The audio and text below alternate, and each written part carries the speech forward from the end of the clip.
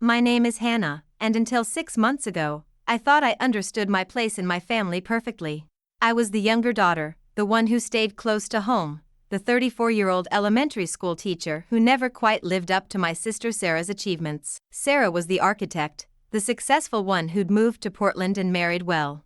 When Dad died last winter, I assumed his final decisions about our inheritance would reflect the same pattern of favoritism that had shaped our entire lives. My mother said it so casually that I almost believed her. Your father left the house to your sister, but of course she'll let you visit. The word visit hit me in a place I didn't know could hurt. I nodded, pretending not to care, pretending it didn't sound like I'd been written out of my own childhood home. But something in the way she avoided my eyes told me there was more to the story than she wanted to admit. It wasn't until I found the deed tucked inside Dad's old filing cabinet, my name printed alone on the line marked owner, that I realized the story I'd been told my whole life wasn't the same story he'd written for me. What I felt in that moment wasn't victory, it was something far heavier. The black ink spelling out my name seemed to mock every assumption I'd made about my worth in this family, every time I'd accepted being second choice. I stared at the document for what felt like hours, my hands trembling slightly as I traced the official seal with my fingertip.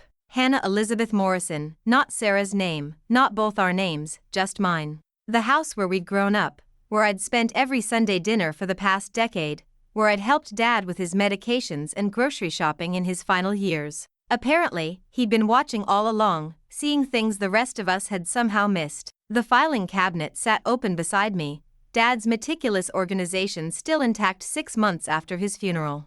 Everything labeled in his careful handwriting, everything in its proper place except for this one document that had been hiding the truth from all of us. I wondered how many times Mom had stood in this same spot, knowing what was really written here. Had she read it? Had she deliberately chosen to tell me something different? I walked through the house differently then, my footsteps echoing in rooms that I'd thought would never truly belong to me. The kitchen where Mom had taught both Sarah and me to bake her famous chocolate chip cookies, the living room where Dad had helped us with homework every night after dinner. These walls held our shared history, but apparently Dad had decided they belonged to my future alone. What had he seen in me that I'd never seen in myself? The afternoon light filtered through the same lace curtains that had hung in these windows for 20 years, casting familiar patterns on the hardwood floors Dad had refinished himself. I'd grown up believing that Sarah, being 3 years older and infinitely more accomplished, was the obvious choice for family responsibilities. Mom had always praised Sarah's business sense, her beautiful home in Portland, her impressive career designing commercial buildings that appeared in architecture magazines. By contrast, I was the daughter who'd never left our small town, who taught second grade and lived in a cramped apartment above the bakery downtown. I'd always assumed my proximity was more about convenience than choice. Someone needed to check on aging parents, and I was the one available. The idea that Dad might have seen my presence as valuable rather than simply practical had never occurred to me before finding this deed. I heard Mom's car pulling into the driveway, the same gentle rumble that had announced her arrival throughout my childhood. My hands shook as I carefully folded the deed and slipped it back into the manila folder where I'd discovered it. Should I confront her immediately, or should I sit with this knowledge a little longer? The weight of knowing felt both liberating and terrifying, like standing at the edge of a cliff I hadn't known existed. Hannah? Are you still here, sweetheart? Mom's voice carried through the house with its usual warmth, but now I heard something else underneath it, something that made me wonder what other conversations we'd had that weren't entirely honest. She appeared in the doorway of Dad's study, her reading glasses pushed up on her graying hair, looking exactly like the mother I'd trusted completely for 34 years. How do you ask someone you love why they've been lying to you?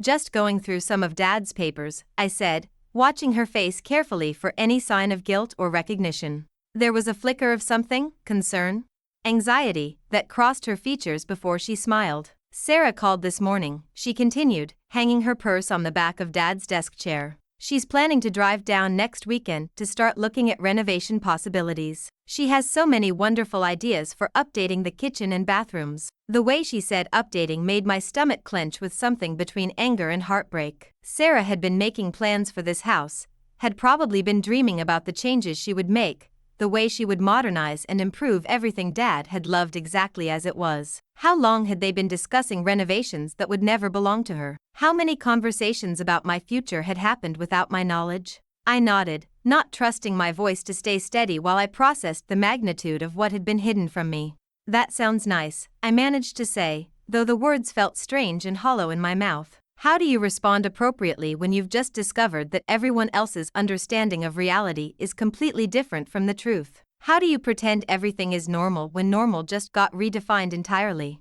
"You know," Mom continued, settling into Dad's old reading chair with the familiarity of someone who'd spent countless evenings in this room, "your father always worried about you. He used to say you were too generous for your own good, that you'd let people take advantage of your kindness." Her words carried an undertone I'd never noticed before, like she was trying to explain something without actually saying it directly. What had they discussed about me that I'd never been part of? I thought about all the Sunday dinners I'd shared with Dad in his final years, all the quiet conversations we'd had while I helped him organize his medications or drove him to doctor's appointments. He'd never seemed worried about my generosity. If anything, he'd seemed grateful for it. Did he say anything else about me? I asked carefully, fishing for clues about what he might have been planning without actually revealing what I'd discovered. Mom's expression grew thoughtful, and for a moment I saw something that looked almost like regret pass across her face. "He said you had a good heart," she said quietly.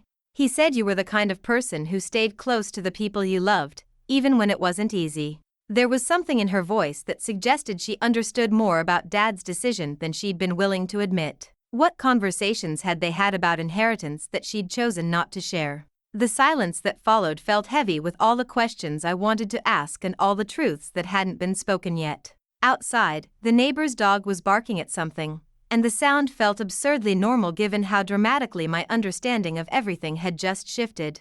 I was sitting in a house that belonged to me, listening to my mother talk about my sister's renovation plans, carrying the knowledge that would change all of our relationships forever. What do you do with truth that feels too big to hold alone? That evening, after Mom went home to her own apartment across town, I sat on the front porch where Dad and I had spent countless summer evenings talking about everything and nothing. The deed was upstairs in his filing cabinet, waiting for me to decide what to do with the knowledge it contained. Tomorrow I would have to figure out how to tell Sarah that the future she'd been planning wasn't actually hers, how to explain to Mom that I knew she'd been telling me something different from what Dad had actually decided. But tonight, I just sat in the growing darkness and tried to understand what it meant to inherit not just a house, but a completely different understanding of my place in the family I'd thought I knew. The crickets were beginning their evening chorus, the same sound that had been the soundtrack of my childhood in this place that had always felt like home.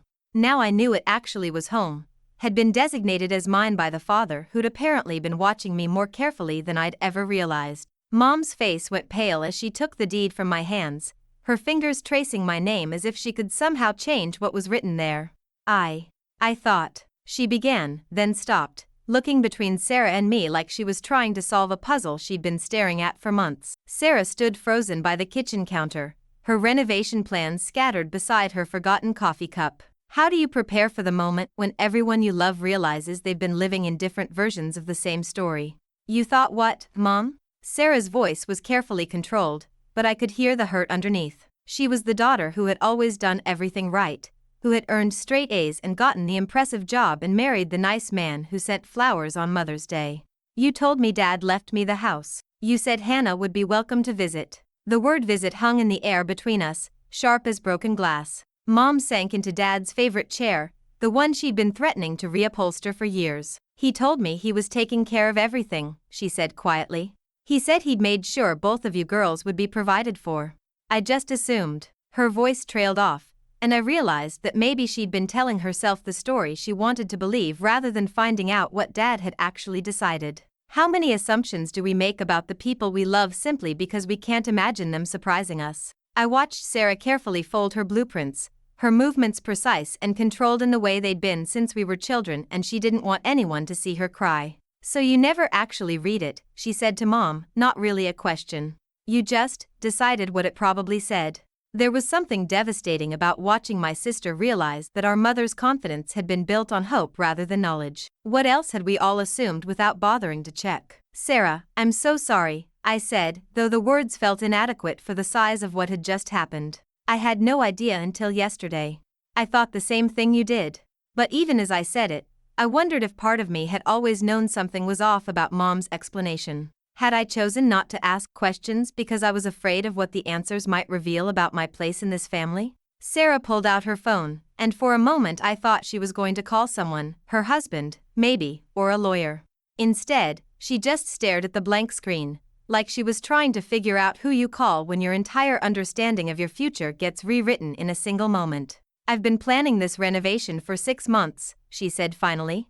"I've been thinking about which room would be the nursery when Jake and I start trying for kids." The pain in her voice made my chest tight. "You still could," I heard myself saying, though I wasn't sure what I meant. "I mean, we could figure something out." But the words sounded hollow even to me. How do you share something that legally belongs to only one person? How do you make room for someone else's dreams in a space that's suddenly, definitively yours? The silence that followed felt heavy with all the conversations we weren't ready to have yet. Mom stood up abruptly, moving toward the kitchen with the purposeful energy she got when she was overwhelmed and needed something to do with her hands. "I'll make lunch," she announced, as if food could somehow repair what had just broken between us. But I could see her shoulders shaking slightly, and I realized she was probably feeling as lost as the rest of us. How do you comfort people when you're the one who caused their pain, even accidentally? I followed her to the kitchen, leaving Sarah alone in the living room with her abandoned renovation dreams. "Mom, why didn't you just read the deed?" I asked gently, watching her pull ingredients from the refrigerator with unnecessary force. She was making her famous chicken salad, the same recipe she'd been perfecting since I was in elementary school. "Were you afraid of what it might say?" Her hands stilled on the mayonnaise jar, and I knew I'd hit something true. "Your father and we'd stopped talking about certain things toward the end," Mom said quietly, not meeting my eyes. "The house, the will, his medical decisions. Every time I tried to bring it up, he'd say he had it handled, that I didn't need to worry about the details." She opened the mayonnaise with more force than necessary, and I heard decades of frustration in that simple gesture. How many important conversations had they avoided because talking about death felt too much like inviting it in? From the living room, I could hear Sarah on the phone with her husband, her voice low and strained. I couldn't make out the words, but the tone was unmistakable. She was trying to explain something that didn't make sense to her either. "Jake, I know I said we'd put the offer in on Monday, but something's come up," I caught her saying. My stomach dropped as I realized she'd been planning to sell her house in Portland, planning to move back here to take care of the family property. What other plans had she made based on Mom's assumption? "Mom, did you want Sarah to have the house?" I asked, the question I'd been afraid to voice. She stopped chopping celery and looked at me with eyes that suddenly seemed much older than they had that morning. "I wanted what was best for both of you," she said carefully. "Sarah's always been so responsible, so good with money and planning. And you." She paused, searching for words that wouldn't hurt. What was she not saying about what she thought I was capable of? "And I what?" I pressed, though part of me didn't want to hear the answer. "I'm not responsible enough? Not successful enough?" The hurt in my voice surprised me, but it was mixed with something else, a strange relief at finally asking the questions that had been sitting under the surface for years. How long had I been accepting other people's assessments of my capabilities without questioning whether they were true? Mom's hands fluttered to her throat, the gesture she made when she was trying to figure out how to say something difficult without causing damage. "You're different from Sarah," she said finally. "More like me. I always worried that you'd let people take advantage of your kindness, that you wouldn't stand up for yourself when it mattered." There was something both insulting and protective in her words, like being wrapped in a blanket that was too tight. But maybe Dad had seen something in me that Mom had missed. Sarah appeared in the kitchen doorway, her phone clutched in her hand and her face composed in the way that meant she'd made a decision. "I called Jake," she said. "I told him we're not moving." The finality in her voice made the room feel smaller, like we were all standing too close together. "I also called the real estate agent and told her we're taking our house off the market." What was it costing her to let go of the future she'd been building in her mind? "Sarah, we haven't talked about this yet," I said quickly. "Maybe there's a way," but she cut me off with a look that reminded me of Dad when he'd made up his mind about something. "Hannah, it's your house," she said simply. "Dad made his choice, and it wasn't me. I need to accept that and figure out what comes next." The grace in her voice made me feel both grateful and guilty, like I was accepting a gift I hadn't earned. The three of us stood in the kitchen where we'd shared thousands of meals, where we'd celebrated birthdays and holidays and ordinary Tuesdays, and I felt the weight of everything that was changing. Mom was crying quietly into the chicken salad, Sarah was staring out the window at the garden Dad would never tend again, and I was holding a deed that had somehow made me responsible for all of us. How do you carry the weight of other people's disappointments when you're not sure you're strong enough to carry your own? What if we all stayed? I said suddenly, the words surprising me as they came out. What if we figured out a way to share it, to make it work for all of us? Sarah and Mom both looked at me like I'd suggested something impossible, but maybe impossible was exactly what we needed. What if the inheritance wasn't just the house, but the chance to become the family Dad had imagined we could be? That afternoon, we sat on the front porch where I'd spent the previous evening trying to understand Dad's decision, and I realized we were all trying to figure out how to honor someone's wishes when we weren't sure we understood what they'd been hoping for. The house felt different now, charged with possibility and uncertainty in equal measure. What would Dad think of us sitting here, trying to solve the puzzle he'd left behind? The silence on the porch stretched between us like taffy, sweet and sticky and increasingly difficult to manage. Sarah was tracing patterns on the wooden arm of her chair, the same unconscious habit she'd had since childhood when she was thinking hard about something. Mom kept glancing between us, her face cycling through expressions I couldn't quite read. My suggestion about sharing the house hung in the air, and I wondered if I'd just made everything more complicated by offering something I wasn't sure I could actually give. How would that even work? Sarah asked finally, her architect's mind already trying to solve the practical problems. I mean, legally, it's yours. You can't just split ownership after the fact, can you? There was something hopeful in her voice that made my chest tight, like she was afraid to want something that might not be possible. What would it mean for all of us if we tried to rewrite the story Dad had written? I realized I had no idea what was legally possible, what Dad's will might say beyond the deed, whether there were other documents hiding in his filing cabinet that could complicate things further. Maybe we should call his lawyer, I said. Mr. Henderson handled everything. He might be able to explain what Dad was thinking, what other options we might have. But part of me was terrified to learn more, afraid that additional information might make the situation worse instead of better. Mom shifted in her chair, and I could see her working up to saying something difficult. There's something else, she said quietly, and my stomach dropped. How many more surprises were hidden in the spaces between what we thought we knew and what was actually true? Your father, he left some letters, one for each of you girls. Mr. Henderson said to give them to you when you were ready. Why had she waited until now to tell us? Sarah and I exchanged a look that held all the confusion and frustration of the past 24 hours. Mom, when were you planning to give us these letters? Sarah's voice was tight with controlled anger. Before or after we figured out everything else Dad didn't tell us directly? I watched my mother shrink slightly, and I realized she'd been carrying more secrets than just her assumptions about the deed. What else had she been protecting us from? I was waiting for the right time, Mom said defensively. You were both grieving. I thought it would be easier to handle the practical things first, then deal with the emotional ones. But looking at her now, I suspected she'd been afraid of what those letters might say, afraid they'd reveal more differences between what she'd assumed and what Dad had actually planned. How long do you wait for the right time to deliver someone's final words? The late afternoon sun was casting long shadows across the yard, and I remembered how Dad used to time his evening walks by the angle of the light through the oak tree. Where are they? I asked. The letters. I needed to understand what he'd been thinking, needed to hear his voice explaining the decision that had upended all of our assumptions about our family.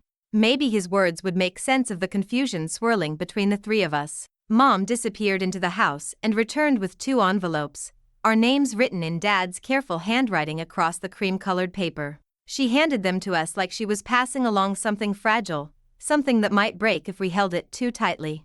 He wrote them about a month before the end, she said. He made me promise to give them to you when you were settled enough to really hear what he had to say. What had he known about how we'd react that Mom hadn't? I stared at my name on the envelope, recognizing the pen Dad had used, his favorite blue ink that he'd special ordered from a catalog company for 20 years. The envelope felt heavier than it should have, weighted with whatever truths he'd been too tired or too sick to say out loud. Sarah was holding her letter like it might explode, and I understood the feeling. How do you prepare to hear from someone you can never respond to again? Should we read them now? Sarah asked, but her voice suggested she wasn't sure she wanted to. Or should we? She trailed off, probably realizing there was no good way to finish that sentence. When is the right time to hear what your father really thought about the family he'd left behind? When are you ever ready to learn what someone meant by choices that surprised you? I opened my envelope before I could lose my nerve, unfolding the letter with hands that shook slightly. Dad's handwriting filled the page, smaller than usual but still unmistakably his. My dear Hannah, it began, if you're reading this, then you've found the deed and you're probably confused about why I made the choices I did.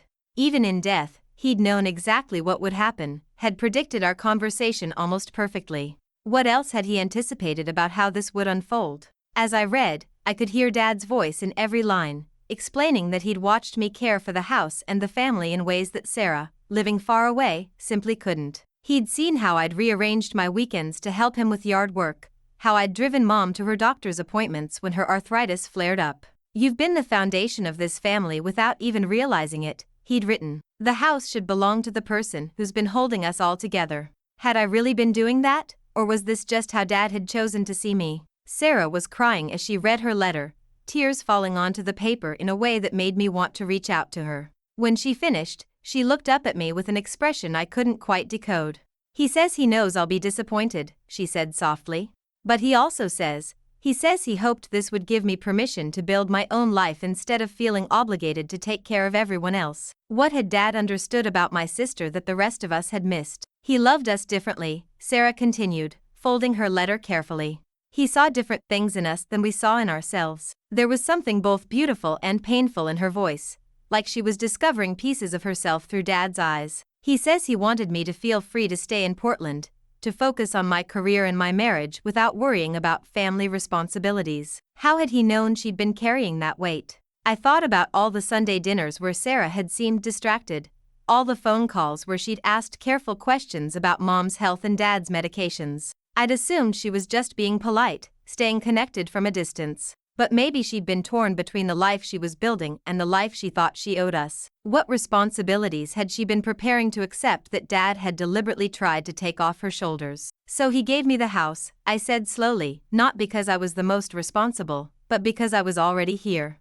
Because I'd chosen to stay close. It was a different kind of inheritance than I'd imagined, less about being worthy and more about being present. And he gave you permission to live your own life without feeling guilty about it. The symmetry of it was almost elegant, if you could get past the shock of learning it 6 months too late. Mom was watching us both with an expression I'd never seen before, something between relief and regret. He talked about you girls constantly toward the end, she said. He was so proud of both of you, but in completely different ways. He worried that I didn't see. She stopped, maybe realizing she was about to admit to favoritism she hadn't known she was showing. What conversations had they had about us that we'd never been part of? The evening air was getting cooler, carrying the scent of the honeysuckle Dad had planted along the back fence. Sarah pulled her sweater tighter around her shoulders and looked at the house with new eyes. So what happens now? She asked. Do I go back to Portland and pretend this weekend never happened? Do we try to figure out some way to share this place that makes everyone happy? What did it mean to honor someone's final wishes when they'd given you choices you weren't sure how to make? I looked at my sister and my mother sitting in the fading light, both of them trying to adjust to a story that was different from the one they'd been living. Maybe we start by admitting we don't have to figure it all out today, I said. Maybe we just see what feels right. The house would still be here tomorrow, and the next day, and all the days after that. What if Dad's real gift wasn't the house itself, but the time he'd given us to grow into the people he believed we could become? That night, Sarah decided to stay over instead of driving back to her hotel, and we ended up in the living room like we used to during childhood sleepovers, except now we were drinking Mom's wine instead of sneaking cookies from the kitchen. The house felt different with all three of us in it overnight, more alive somehow, like it was remembering what it was like to be a home instead of just a place we visited.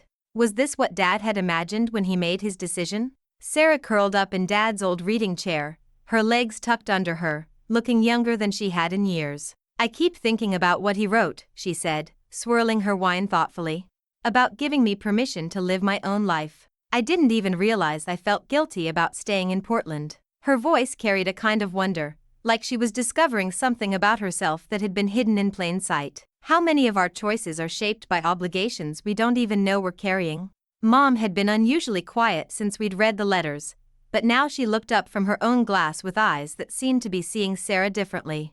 You always came home for every holiday, every birthday, every time we needed you, she said. I thought that meant you wanted to be here. There was something almost heartbreaking about watching my mother realize that duty and desire aren't always the same thing. What other assumptions had she made about what we wanted based on what we felt we should do?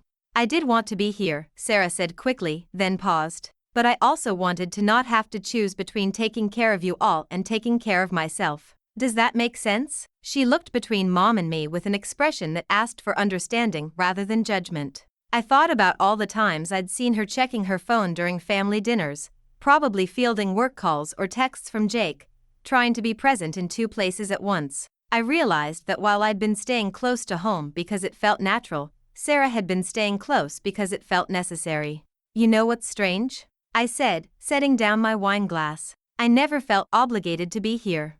I felt chosen to be here. Like this was where I belonged. It was the first time I'd put that feeling into words, and saying it out loud made me understand something about myself I hadn't fully grasped before. What did it mean to inherit a place that already felt like yours? We talked until nearly midnight, covering territory we'd never mapped before. Sarah's recurring dreams about the house falling apart while she was away, Mom's fears about asking too much of either of us, my own worries that I was somehow failing by not wanting more than what I already had. The wine loosened something between us, made it easier to say things we'd been thinking but had never found the courage to voice. How many years of misunderstanding were we unraveling in one evening?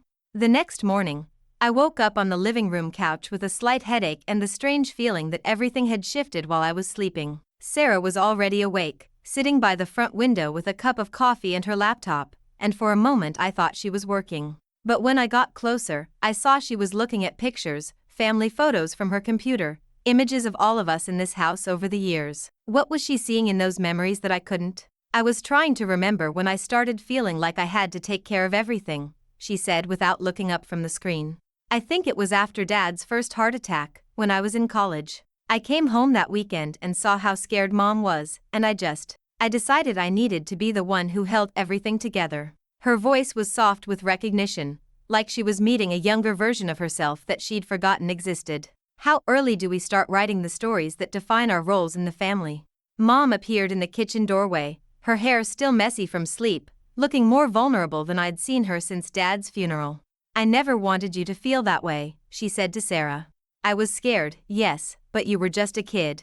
You shouldn't have had to worry about holding us together. There was something raw in her voice, like she was finally seeing the weight her fear had placed on Sarah's shoulders. What burdens do we pass to our children without meaning to?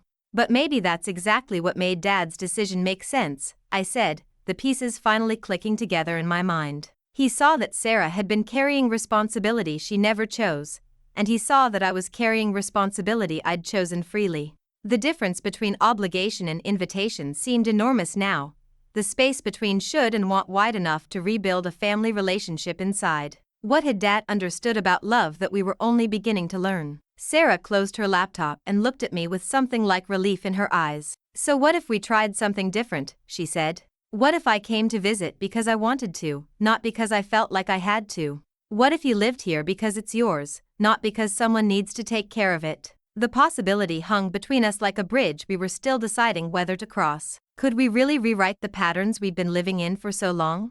And what if I stopped trying to manage everyone else's feelings about family obligations? Mom added, her voice gaining strength as she spoke. What if I just let you both make your own choices about how much you want to be involved? It was perhaps the bravest thing I'd heard her say, the offer to give up control she'd been exercising without fully realizing it. What would our family look like if we all stopped trying to be what we thought the others needed?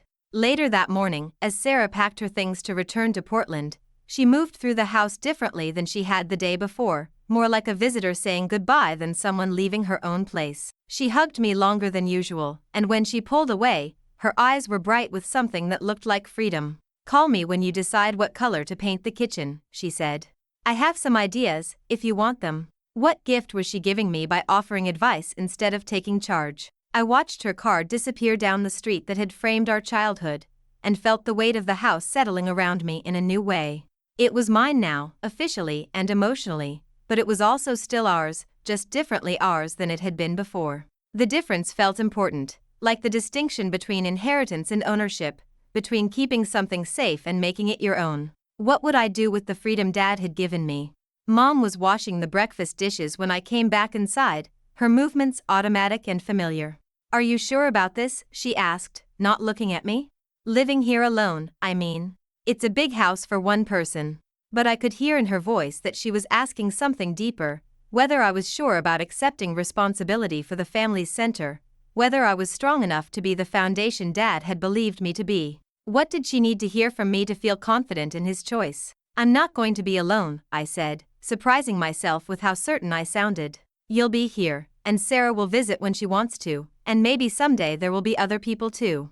I was thinking about the future Dad had imagined for me, the life he'd believed this house could hold. Besides, maybe what this place needs isn't someone to take care of it, but someone to live in it. What was the difference between maintaining a house and making it a home? That afternoon, after Mom went home to her own apartment across town, I walked through every room of the house with new eyes. Each space held the echo of conversations we'd had over the weekend, the shadow of old assumptions and the light of new possibilities. In Dad's study, I put his filing cabinet back in order, but I left the deed on top of his desk where I could see it. What did it mean to claim something you'd already been given?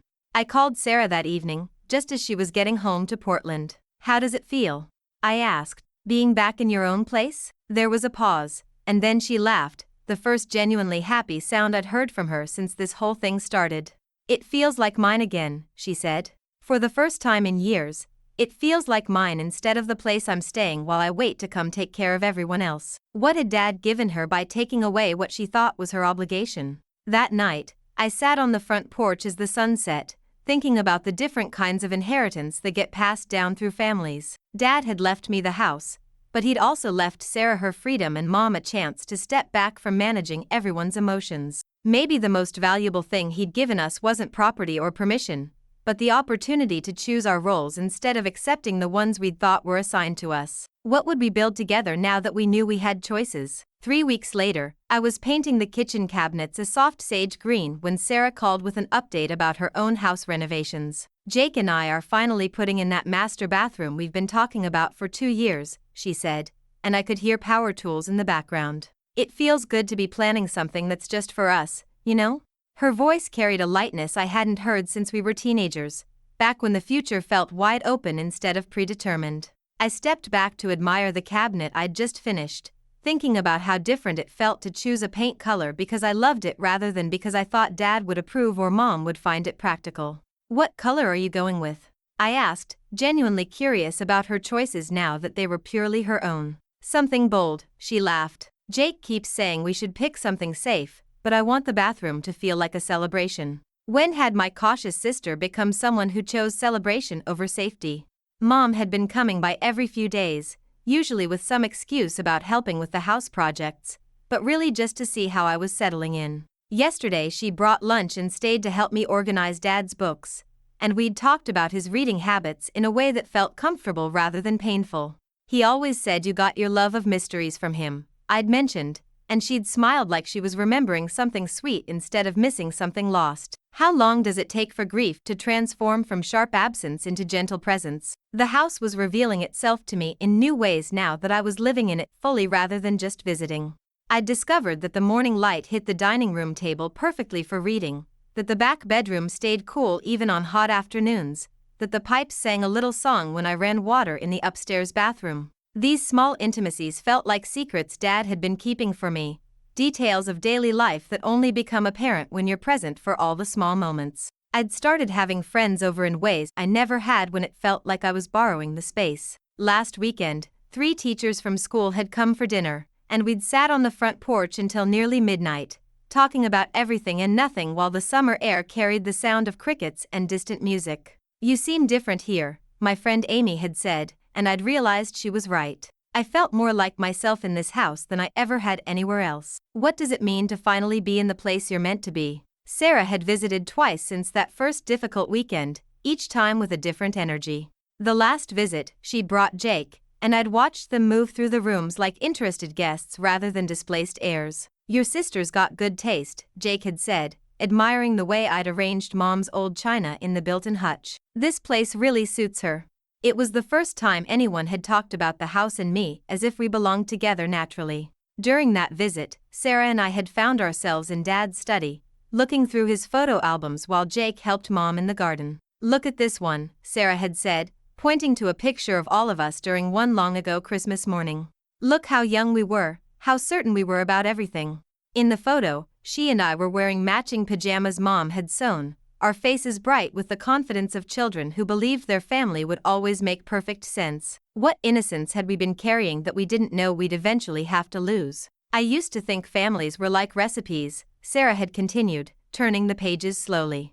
"If you followed the right steps, added the right ingredients, everything would turn out the way it was supposed to." She'd paused on a picture of Dad teaching us both to ride bikes in this same driveway.